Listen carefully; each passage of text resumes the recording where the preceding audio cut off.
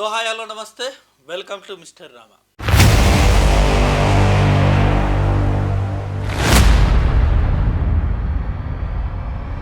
So మొత్తానికి అమరావతిపై జగన్ గారి ఆలోచన ఏంటో, వైఎస్ఆర్సిపి పార్టీ స్టాండ్ ఏంటో మరొక్కసారి బయటపడింది. Here the fact is, what Chandrababu Naidu is doing is, he is building the capital, the so-called capital, in a river basin. In fact, this is something which the Supreme Court should take cognizance of. Nobody is allowed to even build a building in a river basin. If one were to be building a capital, one were to be interested in this area, then the best thing is not in Amaravati. See, Vijayawada is here, Guntur is here, Amaravati is here. 40 kilometers from Vijayawada, 40 kilometers from Guntur, in a virgin land, in a river basin, which does not have electricity, which does not have power, which does not have roads, which does not have water, which does not have anything. There is no word as such as capital. One needs to understand the constitution itself. If tomorrow you are the chief minister, you sit in a particular place, the entire ministers of yours will also come and join you there. ఏ ముహూర్తాన Amaravati announcement జరిగిందో, లేకపోతే ఏ ముహూర్తాన అమరావతిగా ప్రారంభానికి మొత్తం ఈ శంకుస్థాపన చేశారో కానీ, నిజంగా ఆ రోజు నుండి ఈ రోజు వరకు కూడా అసలు అమరావతి అంటేనే వైసీపీ పార్టీకి కానీ, జగన్ గారికి కానీ అసలు ఎలా అంటే ఇక ఫుల్ యాంటీ అయిపోయింది. అసలు అమరావతి అనే అంశం జగన్ గారి ముందు ప్రస్తావన తీసుకొస్తే చాలు, ఇక జగన్ గారు అసలు అమరావతి అక్కర్లేదు, అసలు అమరావతిలో మనం రాజధాని కట్టక్కర్లేదు. ఫస్ట్ ఏమో 3 రాజధానులు అన్నారు, మొన్నేమో గుంటూరు విజయవాడ మధ్యలో కట్టేయచ్చు అని, ఇలాంటి రకరకాల స్టేట్మెంట్లు ఇస్తున్నారు. ఎందుకు అర్థం కాని పరిస్థితి. ఎందుకు అమరావతి మీద జగన్ గారికి ఎందుకు అంత ద్వేషం? అసలు నిజంగా ఆంధ్ర రాష్ట్రానికి అసలు ఒక రాజధాని అంటూ ఉంటుందో ఉండదో, అసలు ఈ ప్రస్తుతం ఉన్న అమరావతి అన్న శాశ్వతంగా ఉంటుందో ఉండదో అన్న ఒక భయం మరొక్కసారి ఆంధ్ర ప్రజల్లో మొదలైంది. ఎందుకంటే మొన్నటి వరకు ఇక అమరావతి మొత్తం రీస్టార్ట్ అయిపోయింది, ఇక చకచక పనులన్నీ ప్రారంభమయ్యాయి, ఒకదాని తర్వాత ఒకటి కంప్లీట్ అవుతుంది. 2027 టార్గెట్ పెట్టుకొని మరి వర్క్ చేస్తున్నారు అని చెప్పేసి కూడా మనం రెగ్యులర్గా చూస్తూ ఉన్నాం, వింటూ ఉన్నాం. అక్కడ కన్స్ట్రక్షన్ జరుగుతున్న వీడియోలన్నీ కూడా మనం చూస్తూనే ఉన్నాం. సో ఆ సెట్ ఆఫ్ మైండ్ తోటి ఉన్న ఆంధ్ర ప్రజలకి ఇప్పుడు మరొక్కసారి జగన్ గారు నిన్న ప్రెస్ మీట్ తోటి ఇక పూర్తిగా తేట తెల్లం అయిపోయింది. ఇక అసలు వైసీపీ స్టాండ్ ఏంటి అమరావతి మీద అన్నది క్లారిటీ వచ్చేసింది. సో మరొక్కసారి జగన్ గారు మళ్ళీ 2029లో అధికారంలోకి వస్తే అమరావతి అనేది రాజధానిగా ఉండదు. 100% మీరు రాసి పెట్టుకోండి. మళ్ళీ జగన్ గారి అధికారంలోకి వస్తే అమరావతి అనే మాటే ఉండదు. మరొక్కసారి ఆయన ఈ 3 రాజధానులను అనే అంశాన్ని తెర మీదకి తీసుకురావచ్చు, లేదా ఆయన ఇప్పుడు ప్రస్తుతం చెప్తున్నట్టు ఈ గుంటూరు విజయవాడకి మధ్య ఏదైతే ఈ ప్లేస్ ఉందో ఆ ప్లేస్లో కడితే సరిపోతుందని చెప్పేసి ఆయన ఇప్పుడు స్టేట్మెంట్ ఇస్తున్నట్టుగా అలా అన్న జరగవచ్చు. మొత్తానికి అమరావతి అయితే ఉండదు. సో ఎందుకు అమరావతి మీద అంత ద్వేషం పెంచుకోవడానికి గల కారణాలు ఏంటి? నిజంగా అసలు అమరావతి అనేది ఇక శాశ్వత రాజధానిగా ఉంటుందా? ఇలా రకరకాల అనేక అంశాల గురించి ప్రస్తుతం ఈ వీడియోలో డిస్కస్ చేద్దాం. ముందుగా మీ అభిప్రాయాన్ని కింద కామెంట్ రూపంలో డెఫినెట్గా తెలియజేయండి. అసలు అమరావతి అనేది సరైన రాజధాని కాదా? అసలు అమరావతి రాజధానిగా ఉండాలా, లేకపోతే జగన్ గారు చెప్తున్నట్టు ఇటు విజయవాడ గుంటూరు మధ్యలో కడితే సరిపోతుందా, లేకపోతే వైజాగ్ రాజధాని కావాలా, లేకపోతే 3 రాజధానులు కావాలా? ఏదైనా సరే మీ అభిప్రాయాన్ని కింద కామెంట్ రూపంలో తప్పకుండా తెలియజేయండి. ఇక వివరాల్లోకి వెళ్ళిపోదాం. నిజంగా ఇప్పుడు ప్రస్తుతం ఉన్న సిచ్యుయేషన్లో, సినారియోలో అమరావతికి శ్రీరామ రక్ష ఏదన్నా ఉంది అంటే అది కేంద్రం ఇచ్చే గెజెట్. నిజం, కేంద్రం ఇచ్చే గెజెట్ మీదే ఇప్పుడు ఆంధ్ర రాష్ట్ర రాజధాని భవిష్యత్ అనేది డిపెండ్ అయి ఉంది. సో చంద్రబాబు నాయుడు గారు చేసిన అతిపెద్ద తప్పిదంలో ఇది మొదటిది. ఆయన నిజంగా అమరావతి మీద అంత చిత్తశుద్ధి ఉంటే, లేకపోతే అమరావతే రాజధాని ఆయన కావాలనుకుంటే, డెఫినిట్‌గా ఎందుకని ఆయన గెజెట్ తీయలేకపోతున్నారని నా సందేహం. ఎందుకు? ఇప్పుడు జగన్ గారొస్తే మళ్ళీ అమరావతిని మార్చేస్తారన్నది 100కి 100% కాన్ఫిడెంట్, కన్ఫర్మ్ గూడా అది. మరి డెఫినిట్‌గా మార్చేస్తారన్న సిట్యుయేషన్ ఉన్నప్పుడు ఎందుకని గెజెట్ తేలేకపోతున్నారన్నది ఇప్పటికీ అర్థం కాని పరిస్థితి. గత 14-19 గెజెట్ తేలా. ఆ 14-19లో గెజెట్ తేకపోవడం వల్ల మళ్ళీ జగన్ గారు 19-24 3 రాజధానులనే అంశం ముందుకు తీసుకొచ్చి అసలు ఆంధ్ర రాష్ట్రానికి రాజధానే లేకుండా చేశారు. హేళన చేశారు. తమిళనాడు లేకపోతే తెలంగాణ, కర్ణాటక పోతే మీ రాష్ట్ర రాజధాని ఏదిరా అని చెప్పేసి హేళన చేసే స్టేజ్‌కెళ్ళిపోయింది ఆంధ్ర అప్పుడు. సో, ఇప్పుడు మళ్ళీ అవకాశం వచ్చింది. అందులోనూ ఇప్పుడు చంద్రబాబు నాయుడు గారు కేంద్రంలో చక్రం తిప్పే సిట్యుయేషన్‌లో ఉన్నారాయన. మరి ఇప్పుడు గనక గెజెట్ అనేది తీసుకురాకపోతే జీవితంలో మరొక్కసారి ఆంధ్ర రాజ రాష్ట్ర రాజధాని ఏది అనే క్వెషన్‌కి డెఫినిట్‌గా క్వెషన్ మార్కే పడుతుంది. ఎందుకంటే ఇప్పుడు మళ్ళీ 2029లో మళ్ళీ జగన్ గారు గెలిచారనుకోండి. మళ్ళీ అమరావతి వద్దు మనకు వేరే చోట కట్టుకుందాం అని చెప్పేసి మళ్ళీ ఆయన ఈసారి డైరెక్ట్ వైజాగ్ ఎళ్ళిపోయినా ఎళ్ళిపోవచ్చు. ఎందుకంటే వైజాగ్ అంటే అంత ప్రేమ జగన్ గారికి. అక్కడ మొత్తం ఆ బిల్డింగ్స్ గూడా చూసాంగా రిషికొండను మొత్తం మొత్తం అంటే సగానికి సగం తొలగించి అక్కడ బిల్డింగ్‌లు గూడా కట్టేసుకున్నారు. నెక్స్ట్ అధికారంలో వస్తే అక్కడి నుండి పరిపాలన చేయాలని చెప్పి. సో, గెజెట్ రాకపోతే మాత్రం ఖచ్చితంగా ఇక మనం అమరావతి అనే రాజధానిని మర్చిపోవాలి. బట్ ఇప్పుడు వస్తున్న న్యూస్ ఇవన్నీ చూస్తూ ఉంటే గెజెట్ అతి త్వరలోనే వచ్చే అవకాశాలు దాదాపుగా ఉన్నాయి. నిన్న గూడా అమిత్ షా గారితో ఇది మన చంద్రబాబు నాయుడు గారు కలవడం జరిగింది. కలిసి ఈ గెజెట్ సంబంధించి ఈ అంశం గురించి గూడా మాట్లాడడం జరిగింది. అండ్ అలాగే కేంద్ర మంత్రి పెమ్మసాని గారు గూడా దీనికి సంబంధించి అనేక సార్లు స్టేట్మెంట్లు ఇచ్చారు. త్వరలోనే గెజెట్ వచ్చేస్తుంది. ఆల్రెడీ ఆ గెజెట్ ప్రతిపాదన మొత్తం సిద్ధమవుతుంది అని చెప్పేసి. నాకెందుకో గెజెట్ వచ్చినా సరే మరి జగన్ గారు వస్తే డెఫినిట్‌గా కొంచెం మార్చే అవకాశాలు లేకపోలేదు అనిపిస్తుంది. ఎందుకంటే జగన్ గారు చాలా క్లారిటీగా చెప్తూ ఉంటారు ఎప్పటికీ. డిక్షనరీలో లేకపోతే రాజ్యాంగంలో ఈ రాజధాని అనే పదమే లేదు. రా ఏది ముఖ్యమంత్రి ఎక్కడుంటే అక్కడ రాజధాని అని చెప్పేసి తరచుగా చెప్తుంటారాయన. జగన్ గారు ఈ మాట. బట్ నాకెందుకో ఈ మాట అనేది నిజంగా కరెక్ట్ కాదనిపిస్తుంది.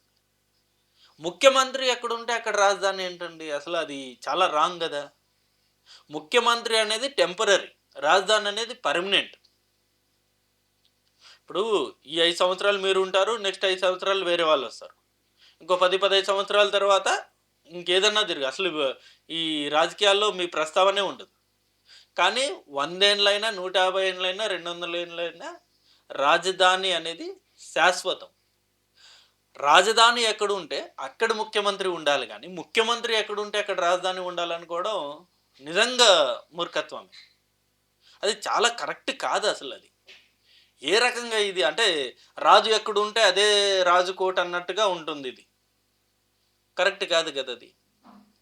రాజధాని ఎక్కడో ముఖ్యమంత్రి అక్కడి నుండి పరిపాలన చేయాలి. అంతే తప్ప నేను నెల్లూరు పోయాను, ఇక నెల్లూరులో ఉంటాను, నెల్లూరే రాజధాని. లేకపోతే అనంతపూర్ పోయాను, అనంతపూర్‌లో ఉంటాను, అనంతపూర్ రాజధాని. లేకపోతే రాజమండ్రి పోయాను, రాజమండ్రిలోనే ఉంటాను, అదే రాజధాని. ఇక ఎవరికి ఇష్టం వచ్చినట్టు వాళ్ళు పెట్టుకుంటే అయిపోద్దిగా రాజధాని. అంతే గదా! భవిష్యత్తులో ఇప్పుడు జగన్ గారు చెప్పిన మాట ప్రకారమే భవిష్యత్తులో ఇంకా చాలామంది రాజకీయ నాయకులు రావచ్చు. వాళ్ళొచ్చిన తర్వాత వాళ్ళు ముఖ్యమంత్రి అయిన తర్వాత ఓకే. నేను చిత్తూరు నుండి వచ్చాను. నాకు చిత్తూరే రాజధాని అని చెప్పేసి ఆయన అక్కడి నుండి పరిపాలన చేయొచ్చంటారు. ఆ విధంగా. లేపోతే ఇంకొకడొస్తాడు ఏలూరు అంటాడు. లేపోతే ఇంకొకడొస్తాడు శ్రీకాకుళం అంటారు. లేపోతే ఇంకొకడొస్తాడు. ఆ! ఇంకేదేదో ఇలా అనేక ప్రాంతాల నుండి అనేక రాజకీయ నాయకులు వచ్చిన తర్వాత జగన్ గారు చెప్పారు గదా! రాజు ముఖ్యమంత్రి ఎక్కడుంటే అక్కడే రాజధాని అని జెప్పేసి. అలా ఇష్టం వచ్చినట్లు ఉండొచ్చా? అది ఎంత పెద్ద తప్పిదం అది. అలా అది కరెక్ట్ కాదన్నది నా అభిప్రాయం. ఇప్పుడు అంతెందుకు ఇప్పుడు బెంగుళూరు, చెన్నై, హైదరాబాదు, ఢిల్లీ, ముంబై, కలకత్తా ఇలాంటి ప్రధాన నగరాలన్నీ గూడా అసలు ఎలాంటి డిస్టర్బెన్స్ అనేది లేకుండానే అంటే అసలు ఎలాంటి రాజకీయ నాయకులు అధికారంలో వచ్చినా సరే, ఎలాంటి డిస్టర్బెన్స్ అనేది చేయలే ఆ సిటీస్‌కి. అందుకు ఇవాళ అవి తోప్ సిటీస్‌గా మన ఇండియాలో మారిపోయాయి. ఇప్పుడు కర్ణాటకలో బీజేపీ ఓసారి, కాంగ్రెస్ ఓసారి వస్తుంటది. ఇప్పుడు అట్లని చెప్పేసి బీజేపీ గవర్నమెంట్ బెంగుళూరు అని చెప్పేసి వాళ్ళు చెప్పిన తర్వాత కాంగ్రెస్ గవర్నమెంట్ వచ్చేసి అసలు మాకు బెంగుళూరే అక్కర్లేదు. మేము ఇంకో చోటెళ్తాము అని చెప్పేసి అక్కడికెళ్తే కరెక్ట్‌గా ఉంటదా? అసలు బెంగుళూరు ఇలా డెవలప్ అయ్యేదా? పోనీ అంతెందుకు మన తెలంగాణ గతంలో చంద్రబాబు నాయుడు గారు ఐటీ ఇక్కడ డెవలప్ చేశారు. ఐటీ హబ్ మొత్తం ఇక్కడ ఏర్పాటు చేశారు. ఆ డెవలప్‌మెంట్ అవుతున్న ఆ తరుణంలో నెక్స్టు రాజశేఖర రెడ్డి గారొచ్చారు. రాజశేఖర రెడ్డి గారు వచ్చిన తర్వాత ఇక ఇదంతా చంద్రబాబు నాయుడు గారికి భవిష్యత్తులో పేరొచ్చేస్తది. ఆ!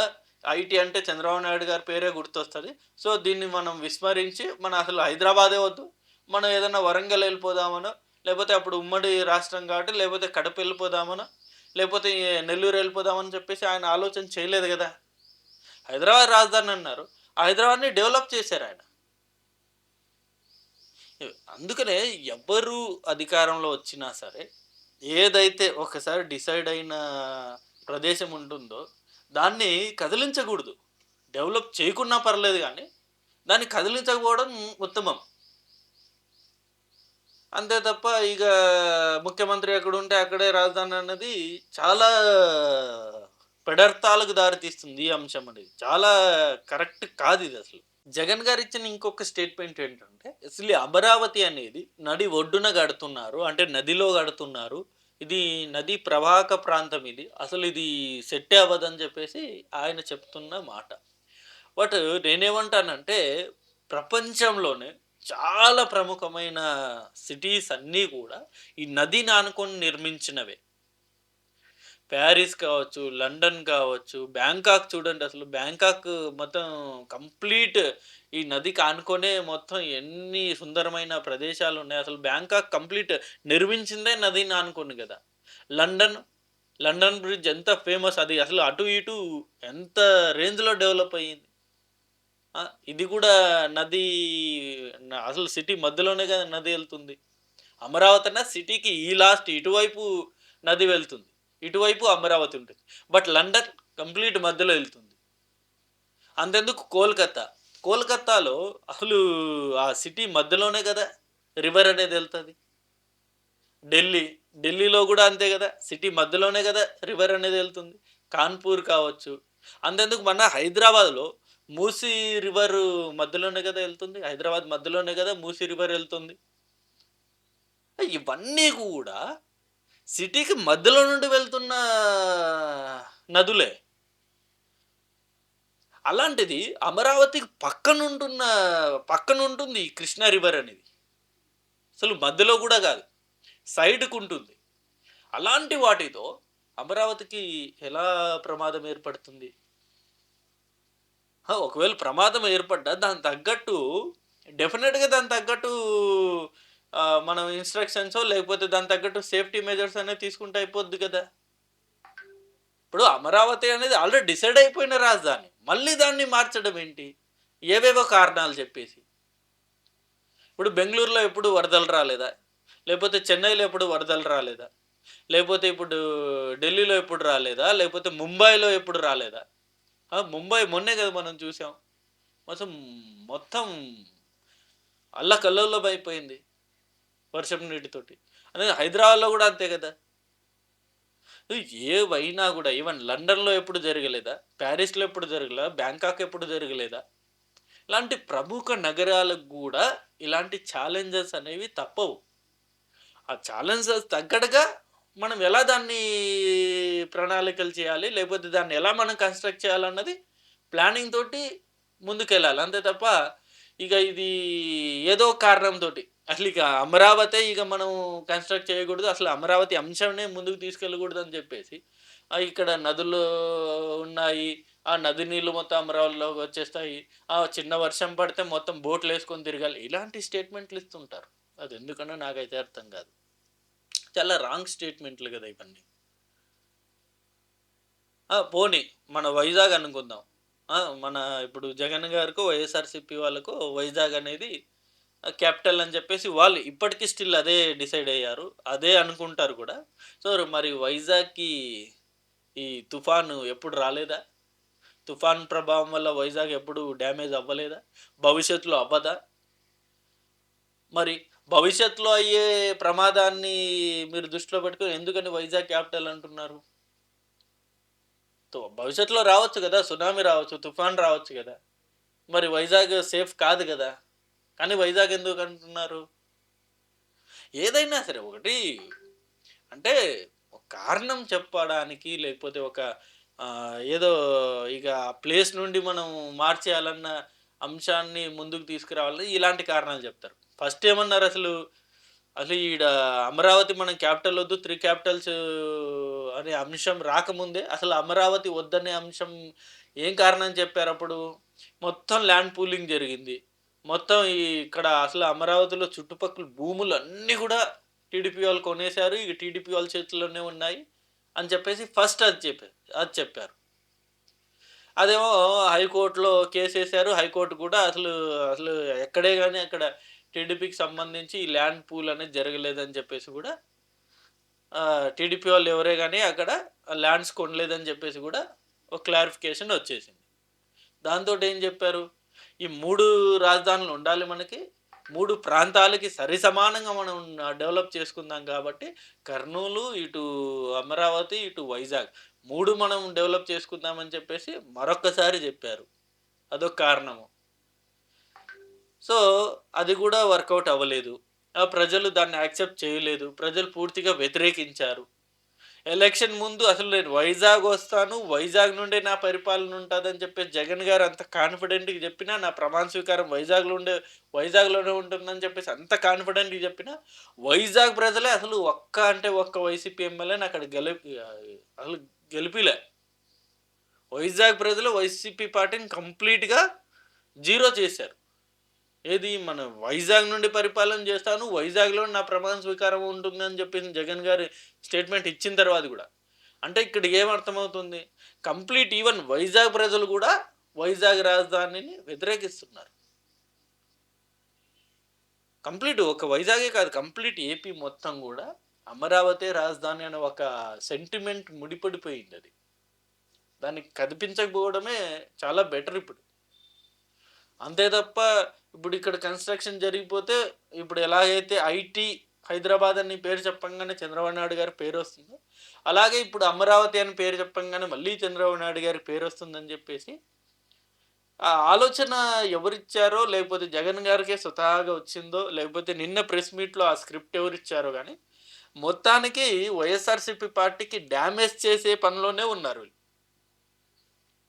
అమరావతి రాజధానిగా వద్దు అని చెప్పడం వైఎస్ఆర్‌సీపీ పార్టీకి డెఫినిట్‌గా మరొక్కసారి ఈ ఈక్వేషన్స్ మారిపోయేలా చేస్తాయి. లాస్ట్ టైమ్ మనం చూసాం. ఎన్ని ఉద్యమాలు జరిగాయి. అసలు ఎంత అణిచివేశారు అమరావతి రైతుల్ని. అయినా వాళ్ళు పోరాటారు. సాధించారు. మళ్ళీ ఒక కొలిక్కొచ్చింది. ఆంధ్రులందరూ గూడా యెస్ మనకు శాశ్వత రాజధాని వచ్చేసింది అని చెప్పేసి గూడా సంతోషపడ్డారు. కానీ మళ్ళీ జగన్ గారొచ్చి అసలు అమరావతి రాజధానిగా పనికిరాదు. అది నది పక్కనుంది. నది వల్ల అది మునిగిపోతుంది. చిన్న వర్షం వస్తే మొత్తం బోట్‌లేసుకొని తిరగాలి. ఇలాంటి స్టేట్‌మెంట్‌లనేవి ఎందుకో మళ్ళీ వైసీపీ పార్టీని భారీ డ్యామేజ్ చేస్తాయంటే నేనైతే అనుకుంటున్నా డెఫినిట్‌గా. సో, ఇది ఈ అంశం అండి. ఈ అంశం మీద మీ అభిప్రాయాన్ని డెఫినిట్‌గా కింద కామెంట్ రూపంలో తెలియజేయండి. Thank you for watching this video. Thank you.